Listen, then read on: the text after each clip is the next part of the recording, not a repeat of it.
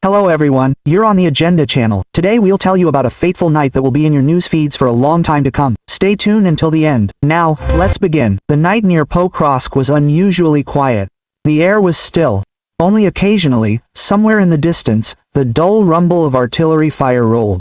It seemed the front had stood still, but this was a deceptive calm before the storm that was destined to revolutionize our understanding of war and technology. On a concrete platform near the village stood equipment that Western military catalogs called invulnerable. It was featured in commercials, demonstrated at exhibitions, and boasted about in Congress.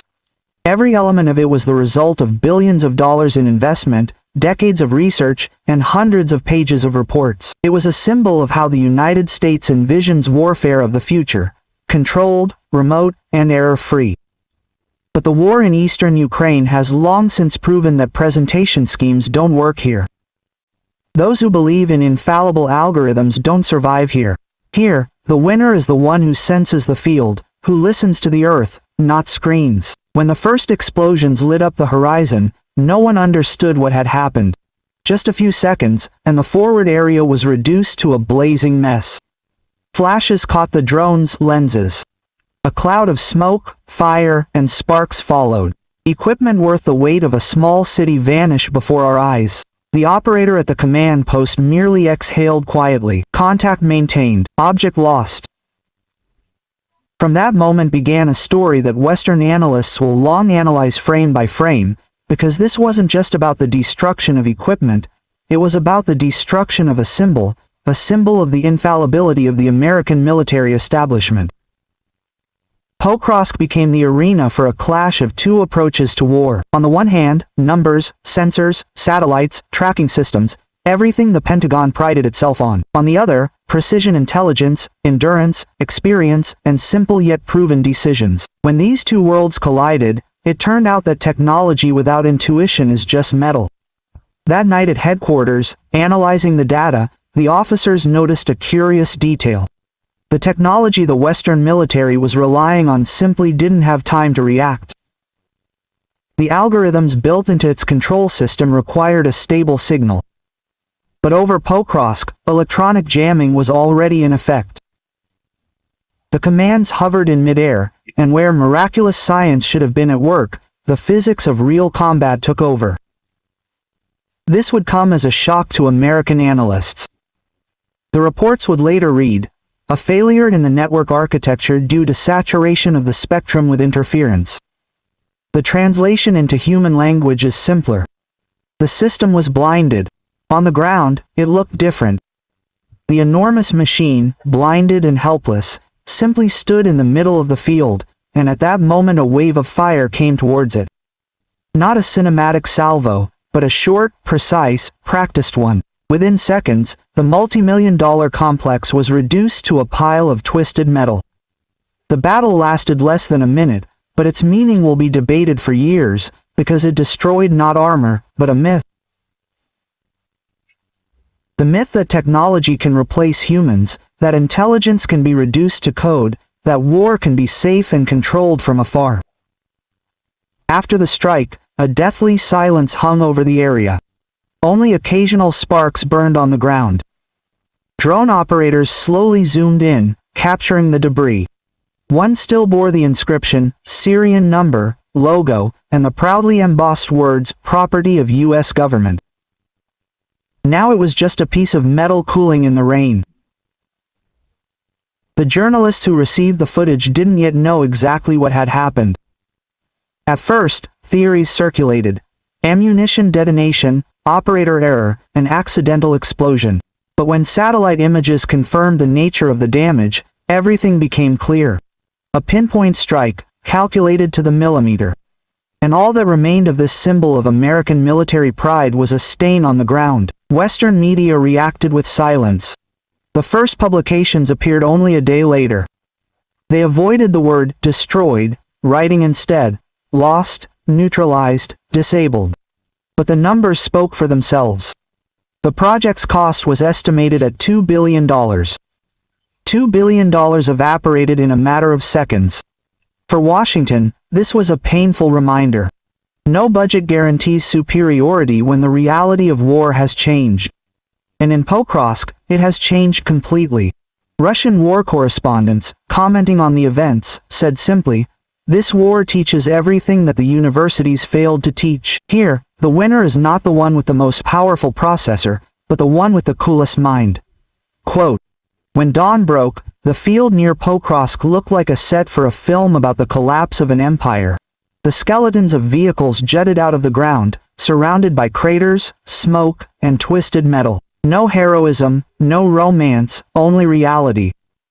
It is in this reality that illusions crumble." American military experts will call this an isolated incident, but the longer the technology war continues, the more often such isolated incidents will recur, because war is not a demonstration of power, but a test of survivability. And every time an expensive machine fails to withstand unpredictability, billions are lost, but experience is born. By morning, everyone knew about the incident near Покровск, both those who followed the news reports and those who usually ignored the front. That night, a short video appeared online. Burning equipment, pulsating flashes, the sound of wind in the microphone, and the quiet voice of an operator. Those 4 letters spread around the world faster than official statements. In Washington, they woke up late. The first report of the loss arrived at the headquarters of the analytical center overseeing the testing program. The report was blunt. The object was lost as a result of an unspecified impact, presumably a combination of RAP and a precision strike. An hour later, defense officials knew. This was the most expensive demonstration platform in recent years. It was built as a showcase of capabilities, living proof that Western technology remained unattainable. But reality, as often happens, proved indifferent to the showcase. The machine, which had taken years to develop, survived on the battlefield for less than a minute, and analysts' desks were now littered not with presentations, but with satellite images of its charred silhouette. The American press was initially hesitant to report directly. CNN worded it carefully. The loss of an experimental system on the battlefield in Ukraine raises questions about the readiness of new technologies. The Washington Post tried to downplay the equipment's unsuccessful debut in real combat conditions. Bloomberg was more honest. $2 billion went up in smoke. The world saw that not all innovations survive reality. For the Pentagon, this was painful, not so much because of the money, but because of the blow to prestige. After all, behind each such project are dozens of contractors, committees, reports, and commissions. Each signed the papers, each received bonuses for successful testing. And now this success literally blazed across the screen of every television channel. In Europe, the reaction was mixed. On the one hand, alarm. If such systems can't withstand combat, what can we say about deliveries that are supposed to strengthen defense? On the other, admiration for the precision and speed of the operation demonstrated on the other side. One German observer wrote, "This is the moment of truth. War in numbers has ceased to be a safe simulation. Now, seconds, not budgets, decide everything." Meanwhile, drone operators and bomb disposal experts worked at the former site near Покровск. They filmed debris, tracked heat signatures, and recorded background radiation. The skeletons of metal hulls looked like monuments to human arrogance. Cameras zoomed in for close-ups, shattered panels, melted chips, logos of companies that yesterday proudly proclaimed, "This technology will change the future." The future had changed, but not in the way they wanted. As new data came in, it became clear the defeat was no accident. The defense system simply hadn't had time to process the flood of signals. And when the load peaked, it froze. The computers couldn't handle the chaos, but the humans on the other side did. That's the only difference between artificial intelligence and real experience. There were no official comments in Russia. No press conferences, no grandiose statements, just a dry message in the evening report. Targets hit, data being clarified. And this silence carried far more meaning than any comments from experts. Western military analysts began to argue, with some claiming the equipment wasn't designed for this type of combat. Others that the problem lay in insufficient integration with field operators. But behind all these words lay the obvious. The system they had admired turned out to be vulnerable. To the viewer, everything looked simpler. Two sides, two philosophies. One believes in technology, the other in calculation and intuition. And in Покровск, these philosophies clashed. The result was short-lived but final. When the first detailed footage emerged on the second day, it was compared to archival footage from American presentations. The same forms, the same pride, the same promises. And against this old footage, the new video looked like a commentary on the times. Everything created for excellence is sooner or later tested for its strength. Economists calculated that the total cost of the project was approximately $2 billion. This includes development, testing, logistics, delivery, and support. It's a beautiful figure, but in the end, only dust remained.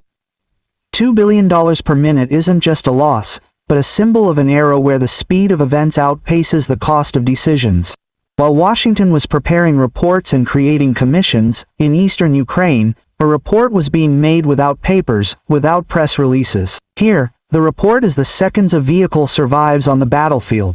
If it lasts less than 60 seconds, it's not a weapon, it's an illusion. In the evening, Belousov addressed the staff officers. The phrase he uttered then spread through the reports. War is not a technology competition, but an exam for endurance. And the one who can tolerate chaos wins. This wasn't pathos. It was a statement of the fact that the 21st century is returning a human face to war. Not a digital one, not a media one, but a living, tired, but resilient one. Journalists in Europe called what happened a second Vietnam for American technology, and analysts added, it doesn't matter how much the machines cost if they can't think under fire. This was precisely the outcome of that battle. In the evening, as the sun sank behind the smoky horizon, the cameramen brought up the last frames. The field near Покровск shimmered with hundreds of tiny lights. From above, it resembled a starry sky that had fallen to the ground. In these lights, metal, plastic, wires, and cooled circuits. And all this was once the pride of engineering thought, now a lesson. For those who believe that numbers will replace intuition. For those who confuse price with value. For those who have forgotten that wars are won not by budgets, but by reason. War under Покровсky demonstrated a simple truth. In a world where technology strives for perfection, it's still the human race that decides everything, with its own mistakes, fears, willpower, and ability to wait for the right moment. Technology may be smart, but instinct is still human. When the last reconnaissance drone passed over the battlefield, the operator briefly said over the airwaves, "Control complete, area cleared." Silence restored. And after these words, he simply disconnected the communication channel, because sometimes silence is the end of history.